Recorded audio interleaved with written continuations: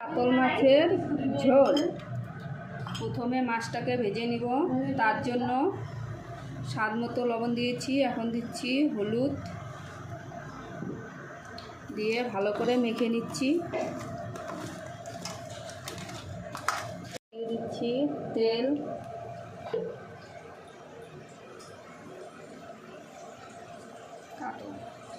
তেলটা গরম হয়েছে, এখন দিয়ে দিচ্ছি মাছ।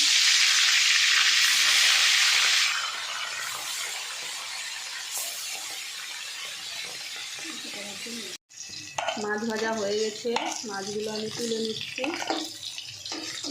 এখন আমি দিয়ে দিচ্ছি জিরা ফোড়ন,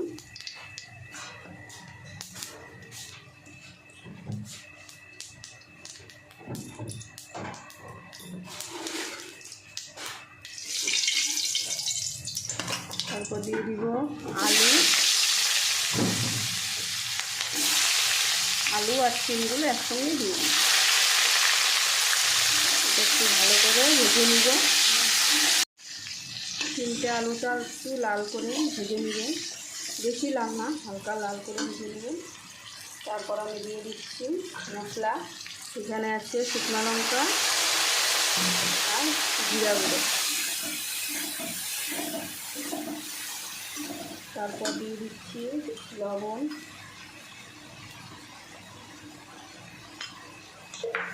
তারপর দিচ্ছি হলুদ গুঁড়ো,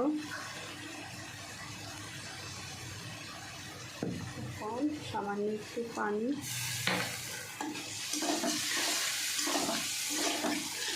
হয়ে গেছে, ভালো মশলাটা কষানো হয়ে গেছে।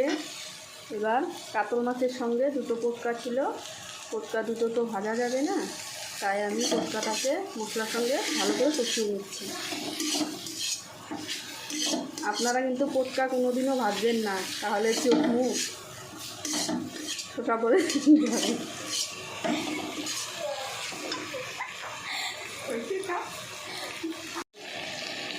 পটকাগুলো কষানো হয়ে গেছে, এবার আমি জল দিয়ে দিলাম পরিমাণ মতো।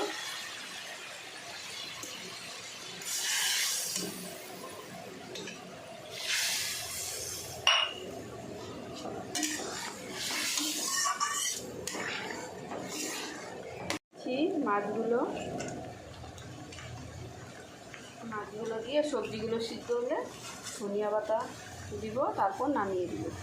এবার আমি ধনিয়া পাতা ছিটিয়ে দিয়ে ঝোলটাকে নামিয়ে নেব। কাতল মাছের ঝোল আমাদের রেডি হয়ে গেছে।